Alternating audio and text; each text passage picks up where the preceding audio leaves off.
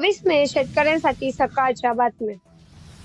नगर वर्षभरात उभारली 14,000 शेततळी. राज्यात उद्दिष्टाहून अधिक शेततळ्यांची निर्मिती.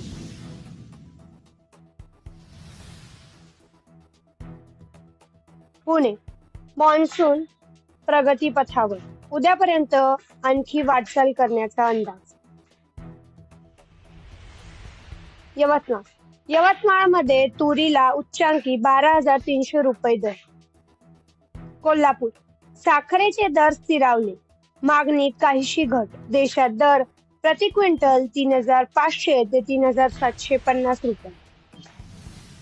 जळगाव खानदेशातील बाजारात बाजरीची आवक वाढली, कमाल दर 2,250 रुपये. प्रमुख बाजार समित्यात मिळून 2-3 हजार क्विंटल आवक. जिल्हा नाशिक, पेरूचा एकरी खर्च 40,000 आणि उत्पादन केवळ 20,000. पुणे 12वीच्या परीक्षेचा निकाल जाहीर, कोकणाची आघाडी, मुंबई विभागातच सर्वात कमी निकाल.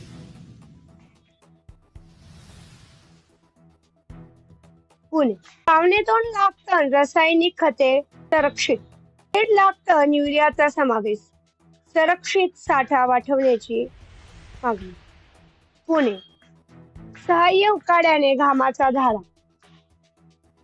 वैशाख वनव्याने होरपली वाढली, पूर्व मोसमीच्या सरासरींनी दिलासा.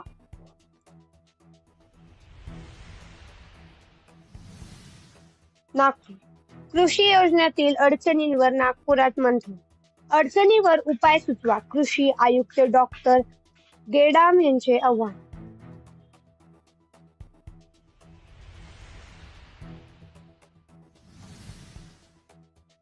नगर जिल्ह्यात 1 महिन्यात पावसाने 200 हेक्टरवर नुकसान.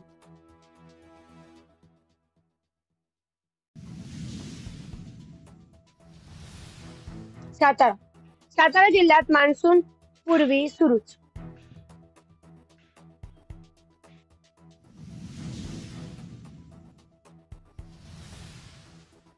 सातारा सुपर केन नर्सरी ऊस उत्पादकांसाठी फायदेशीर. अंकुश सोनावळे. ऊस पिकांवरील अॅग्रोवन संवाद कार्यक्रम.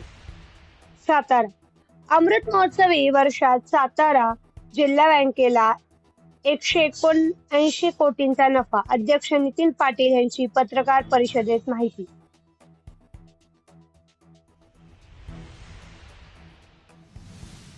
सांगली उष्णतेने डाळिंब काळवंडली, कमी पाण्याचीही परिणाम, फळांच्या संख्येत 50% घट.